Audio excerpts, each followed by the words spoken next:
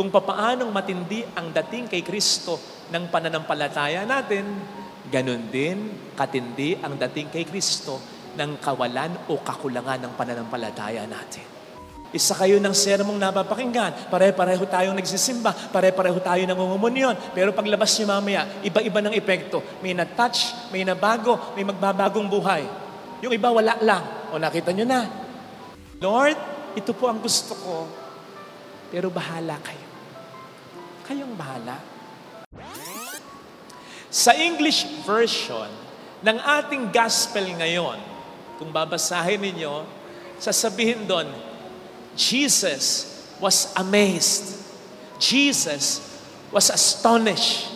Actually, yung amazed na yan, astonished na yan, malimit nating mababasa sa Bible yan. Lalo na in the New Testament. Kaya lang, kapag nabasa mo, mapapansin mo, ito ay karaniwang tumutukoy sa amazement, astonishment ng mga tao sa mga turo at mga himalang ginagawa ni Kristo. Kumbaga, kapag nagtuturo si Kristo at gumagawa ng mga himala at milagro, the people were like, amazing, astonishing, ang galing. Pero alam po ba ninyo na mayroong dalawang instances lamang na si Kristo mismo ang na-amaze, na-astonished. Yung isa ay sa Luke 7 verse 9, kung saan na-amaze siya sa pananampalataya ng senturyon na nagsabi sa kanya, Panginoon, kahit na hindi po kayo pumunta sa bahay ko, hindi ako karapat-dapat tanggapin kayo. Pero magsabi lang kayo ng salita, gagaling na yung katiwala ko. Na-amaze si Jesus sa kanyang pananampalataya. Yung ikalawang instance ay yung ebanghelyo natin ngayon. Yun nga lamang, kabaligtaran ngayon.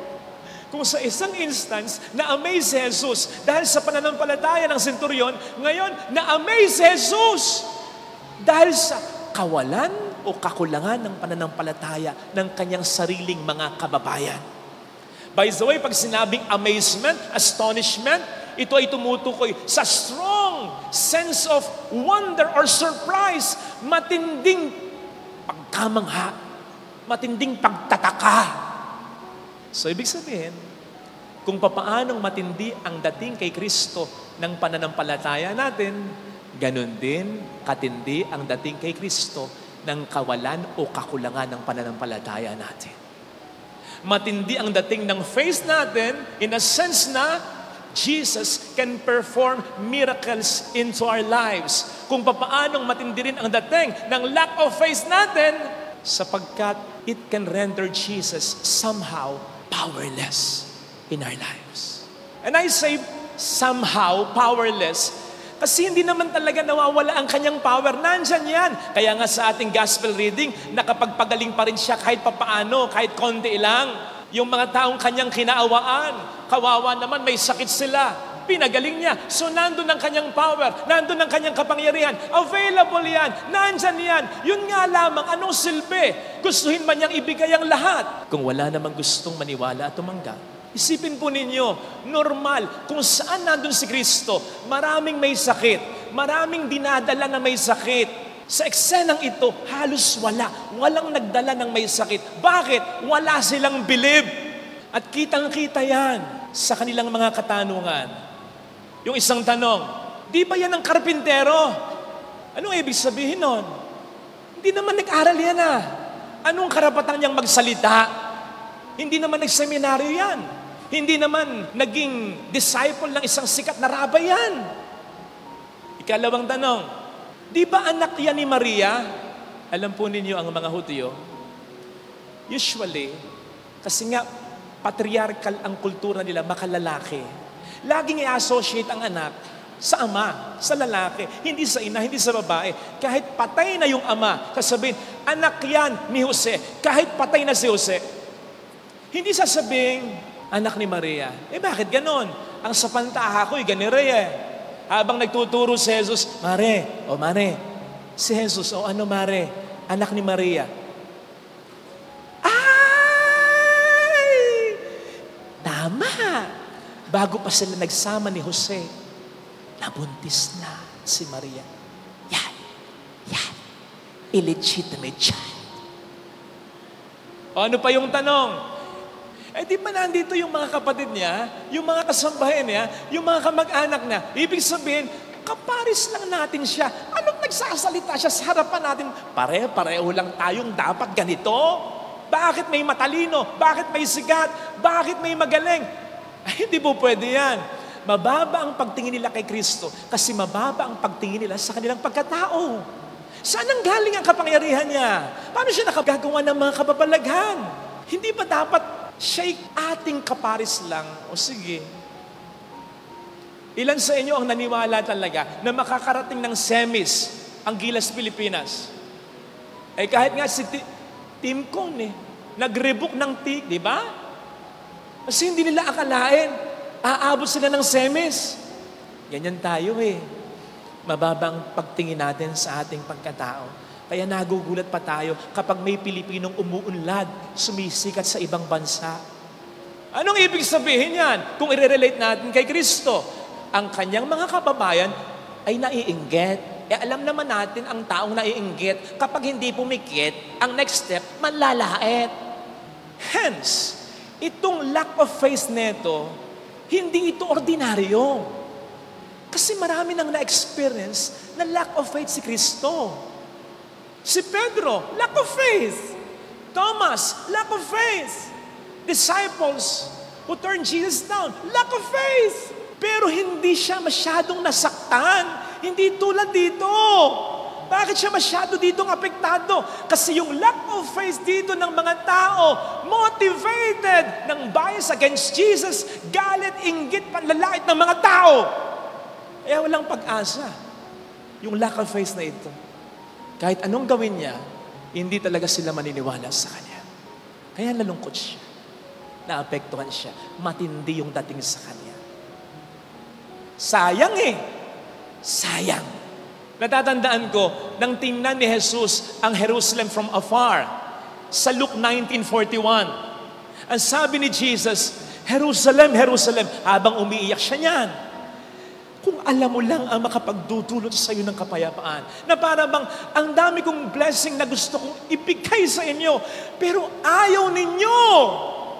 Tinatanggihan ninyo. Imagine, nakagawa siya ng maraming mga dakilang bagay sa ibang bayan. Bakit hindi niya yun gagawin sa kanyang sariling bayan? Aber, isipin mo, kung ang bahay mo, nandun sa baryo, kung saan nandun si mayor o kaya si congressman, sigurado, maganda ang inyong daan. Kung nakapagpapagawa siya ng maraming daan sa iba't ibang bayan, bakit niya hindi aasikasuhin ang inyong daan? Kaya marami silang sinayang sa totoo lang. Mga kapatid, wag nawa sa atin sanang mangyari yan. Alam po ninyo, sabi ko nga minsan, ang pinakamasakit na pwedeng mangyari sa atin ay kapag kaharap na natin ang Panginoon natin. Habang kinakausap tayo ng Panginoon, may makikita tayong nakapaligid sa Kanyang mga blessings. Spiritual blessings like joy, happiness, forgiveness, humility, peace of mind. Tapos, ang tindi ng dating sa atin, parang gusto natin kunin. Tapos sasabihin ni Jesus sa atin, ano ba nangyayari sa'yo? Sasabihin natin, Bossing, hindi ko alam pero ang tindi ng dating sa akin ng mga nakapaligid sa'yo, parang gusto kong kunin. At sabihin ni Jesus sa atin, sa'yo naman talaga yan. Bakit hindi mo binigay sa akin? Kasi kulang ang pananampalataya ko Kaya hindi ko na ibigay sa'yo Hindi mo naman talaga hiniling ito Alam po ninyo, ang pinakamahirap na po pwedeng mangyari sa atin ay yung mapunta tayo ng impyerno. At yung nasa impyerno tayo, uncomfortable tayo, ang init-init, ang lungkot-lungkot, ang dilim-dilim. Pero alam mo, in your heart, gusto ng Diyos nasa langit ka. Sa bahay ng Ama ay maraming silid. Isa sa silid na yon, atin. Ang sabi ko nga sa isang viral na post ko, pag para sa'yo, para sa'yo. Hindi ibibigay ng Diyos sa iba. Para sa'yo yun Para sa'yo yung kwarto na yun Dapat sa'yo yun Pero hindi mo nakuha kasi hindi ka talaga sumampalataya sa Kanya. Huwag namang mangyari sa atin yun, Sabihin natin, Father, hindi mangyayari sa akin, may faith ako Kaya nga ako nagsisimbe. Mag-ring pa ka sigurado. Depende pa rin sa faith natin. Natatandaan po ninyo yung gospel reading last Sunday? Siyempre hindi na. Yung tungkol sa babaeng matagal lang dinurugo, na gumaling dahil hinawakan niya yung laylayan ng damit ni Kristo. Natatandaan nyo na? Amazing! Hindi ko pa paalala. O di ba? Ang sabi doon, siksikan. Ang daming tao. Naiipit na si Kristo. Ako nga pagkatapos nito, lalong-lalo na kung hindi pa umulan, mas maraming tao. Nakaw! Di ba? Saan-saan kayo nanggagaling? Naiipit na ako. Kung ano-ano na yun ang nararamdaman ko. Pati yung hindi ko dapat maramdaman, nararamdaman ko. Ako lang ito. Si Kristo pa kaya? In that very instance, maraming taong nagigit-gitan. Bakit? Kasi may pananampalataya sila kahit paano kay Kristo. Pero bakit yung tanging paghawak ng babaeng dinurugo sa laylayan pa ng kasuotan ni Kristo, hindi yung nakahawak dito kay Kristo, hindi yung nakahawak dito kay Kristo, hindi yung nakahawak dito kay Kristo, hindi yung nakapagpalabas ng kapangyarihan sa Kanya. Bakit yung babaeng humipo ng laylayan ng damit pa niya? Sapagkat sa pagkakataong yun ang may pinakamatinding pananampalataya sa Panginoon. Tayo lang isa kayo ng sermong napapakinggan. Pare-pareho tayong nagsisimba. Pare-pareho tayo nangungumunyon. Pero paglabas niyo mamaya, iba-iba ng epekto. May na-touch, may nabago, may magbabagong buhay. Yung iba wala lang. O nakita niyo na. Depende sa pagtanggap natin ng may pananampalataya. Bigla ko tuloy naalala yung style ng kapatid ko sa pagpapakain ng kanyang batang anak. Katulad nyo rin, inuuto nyo rin. Kain na. Mamaya, manunod tayo ng ganito. O sige, manood ka niyan. Manood ka ng cartoons. Kain na. Ang hirap pakanin ng bata. Kaya minsan sasabihin nyo pa,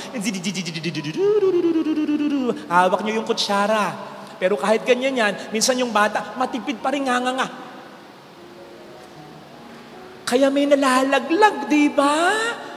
Yung kapatid ko, iba. Lalaruin niya, uutuin niya. Pero sabi niya, eto na, samara, eto na, alas, eto na, big mouth. Sabi nung pamangkin ko, dinosaur! Deswak. Walang nalalaglag. Kuha lahat. So bakit ko sinabi yan? Kasi bigla akong naalala habang nagninilay tayo, yung sinabi mismo ng Diyos sa Psalm 81 verse 10 in the Old Testament, I am the Lord who brought you out of the land of Egypt.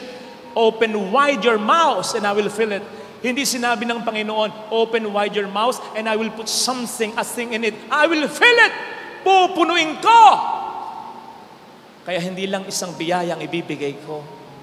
Ang Diyos na nagsabi sa atin yan in the Old Testament, ang Diyos din na nagsabi sa atin in the New Testament, ang Diyos na nagsabi sa atin na kapag magdarasal tayo, ganito ang ating sasabihin, bigyan mo kami ng aming kakanin sa araw-araw. So ibig sabihin, ang Diyos, araw-araw gusto tayong pakanin, araw-araw gusto tayong bigyan ng maraming mga blessings, araw-araw bago tayo pakanin, sinasabi sa atin, Larry, Eva, Father Fidel, Tonyo, Brenda, big mouth, open wide your mouth, upsize your faith. Ibibigay ko sa iyo lahat. At may pruweba, bago sabihin ng Panginoon, open wide your mouth and I will fill it. Ano pruweba? Bago sabihin ng Panginoon, nabigyan mo kami ng aming kakanin sa araw-araw. May pruweba yan. Sa mga Israelites, yun ang pruweba. I am the God who brought you out of the land of Egypt. Ako ang Diyos na nagbigay ng 10 salot sa Egyptians para palayain kayo. Ako ang Diyos na humati ng dagat kahit imposible para palayain kayo. Ako ang Diyos na nagpaulan ng bispit ng mana para pakanin kayo sa gitna ng disyerto. To sustain you, to save you. Lahat gagawin ko para sa inyo. Sa ating mga Katoliko Kristiyano, sinasabi ng Panginoon sa atin ng Diyos sa Romans 8:32 sa pamamagitan ni San Pablo, ako ang Diyos na nagbigay sa inyo ng kaisa-isa kong anak. Ibibigay ko sa inyo lahat-lahat. Father, hindi ako pumasa sa exam, sa board exam.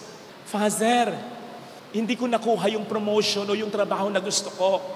Father, hindi nag-click yung negosyong binuksan ko. Father, hanggang ngayon wala kaming anak. Father, may sakit yung mahal ko. Father, namatayan ako, nagdasal ako, may face ako. Bakit hindi binigay sa akin ng Diyos yun? Akala ko ba ibibigay niya ang lahat-lahat? Bakit? Yun bang trabaho ang pinag-applyan mo? Yun na bang lahat-lahat? Yung magkaroon ka ng anak, kayong mag-asawa, ganun na ba ang lahat-lahat para sa mag-asawa? Bakit may mga mag-asawang kahit walang anak ay nagsasamang masaya? Bago mo pa siya pakasalan, ang inisip mo, aanakan kita. Di ba, mahal mo lang siya? Yung gumaling ka sa sakit mo, the way you want, yun lang ba ang paggaling na dapat ay maranasan mo? Marami kang kagalingan na pwedeng maranasan. Yung gumaling ka, sa yabang mo, yung gumaling ka sa kasalanan mo, kagalingan yan. Yung gumaling ang pamilya mo na magkabuklod dahil sa sakit mo, yung gumaling ang anak mo na magbago dahil sa sakit mo, yung gumaling ka sa kawalan ng pananampalataya mo na kumapit ka sa Diyos dahil sa sakit mo, hindi ba kagalingan yon? At kahit namatay yung pinakamamahal mo, yun lang ba ang buhay mo? Kung yun lang ang buhay mo, sana sabay na kayo. Sana kinuha ka na rin ni Lord. Hindi lang yun ang buhay. Hindi lang yun ang blessing. What you had, yung iniiyak mo, yung nawala sa'yo, yung wini-wish mo, yung pinipray mo, na hindi mo makuha, isa lang yun sa maraming mga channels of God's blessings. Marami pang iba. Ang lahat-lahat ay hindi lamang yung hinihiling mo. Kahit yung hindi mo hinihiling, pwedeng gamitin ng Panginoon upang maging biyaya sa buhay mo. Yun ang lahat-lahat na walang tapon. All things work together for the good of those who love Him. Romans 8:28. Even our problems, even our hardships can become in God's name blessings. Tingnan niyo si St. Paul. St. Paul, man of faith yan. Akalain mo, habang nakabilanggo, nakasulat pa rin ng maraming mga letters na pinakikinabangan, nakaka-inspire sa atin ngayon. Pinaka-favorite ko sa Bible sa St. Akalain nyo, habang nakakulong, ang daming sinulat na maganda. Isa sa sinulat niyang maganda, in everything give thanks. In everything give thanks. Nakabilanggo ka kaya. Papatayin ka na. O di ba man of faith yun? Pero ito yung man of faith na humiling sa Diyos 3 ulit. Lord, alisin mo naman itong sakit ko. Alisin mo naman itong kapintasan ko. Alisin mo naman itong kapansanan ko. Inalis ba ng Panginoon? Hindi. Man of faith yan. But to His amazement, ang sabi sa ating ikalawang pagbasa, yung inakaakala niyang curse, yung inaakala niyang problema, biyaya pala. Yun ang pagbibigay ng Diyos ng lahat-lahat. Hindi lang yung na-expect mo, kundi kahit yung hindi mo na-expect, gagawin niyang biyaya sa buhay mo. Walang tapon yun. Hindi lang yung maganda, pati na yung pangit. Hindi lang yung mabuti, pati na yung masama. Hindi lang yung maayos, kundi pati na yung magulo. And that should cheer us up. Kasi ang blessing pala, hindi lang yung mga bagay na magaganda. Meron akong mga kaibigan galing ng Cebu, mahirap lang sila. Bakit sila napunta dito? Mga ilang araw tumira sila dito.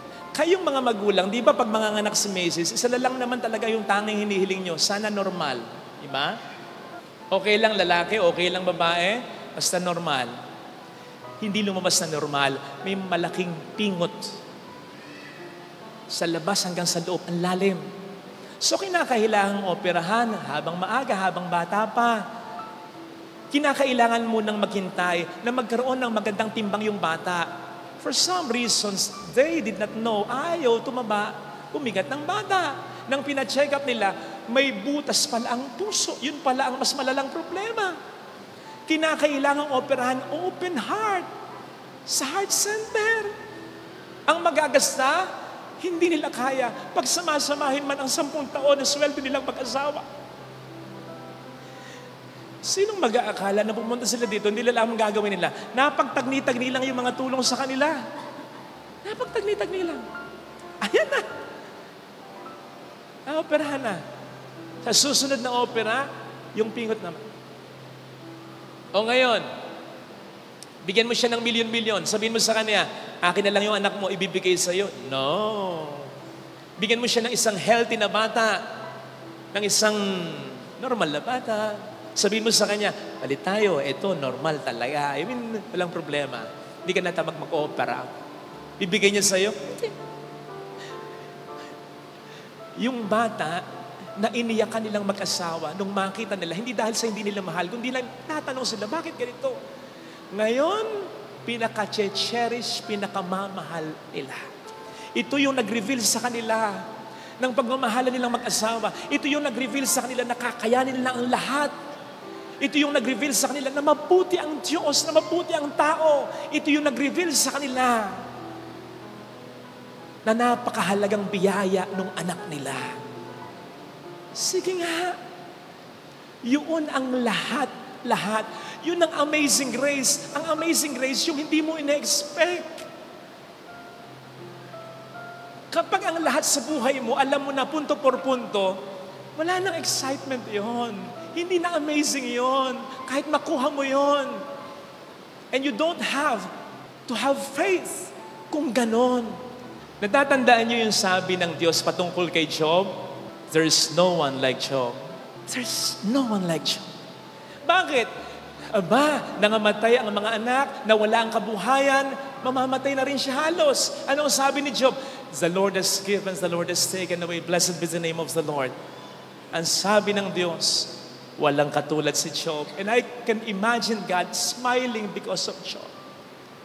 God was amazed by Job. And so He gave Job amazing graces. Ibinalik ng Diyos ang lahat sa kanya. Dahil natuwa ang Diyos sa kanya. Mga kapatid, natutuwa ang Diyos. Whenever we come to Him, sabihin natin sa Kanya, Lord, ito yung gusto ko. Tapos, matindi yung pananampalataya natin. Pero alam niyo yung matinding pananampalataya? Yung may kasunod na ganito, Lord, ito po ang gusto ko. Pero bahala kayo. Kayong bahala. Doon, mapapangiti mo ang Diyos. At doon, aagos ang maraming biyaya ng Diyos. Try ninyo, mas magiging madali sa puso ninyo. Kagabi, nanonood ako ng Gilas versus Brazil. First and second quarter, aircon yung kwarto ko, pinapawisan ako. Kinakabahan ako. Sabi ko, matatalo tayo. Pero ang ginawa ko, bago mag-start yung third quarter, lumuhod ako, sabi ko, Lord, gusto kong manalo ang Pilipinas, pero bahala ka na. Third quarter, mas matindi, mas worse yung laro natin. Pero, relax na ako, kasi nasurrender ko na sa Kanya. Pero sana, Lord, iinom pa rin ako ng gamot. Akain ako ng wasto. Lalaban ako. Papagaling ako. Pero bahala ka na. Lord, lalaban ako para sa pamilya ko. Bukas magtatrabaho na naman, magnenegosyo. Mag-aaral ako mabuti. Pero bahala ka. Ikaw ang bahala sa buhay ko. Yun ang isang matibay na pananampalatayang nakapagpapangiti sa Diyos. At nakaka-encourage sa Diyos na magbigay ng biyayang lubos. Ito sanang hilingin nating biyaya sa banal na pagdiriwang na ito.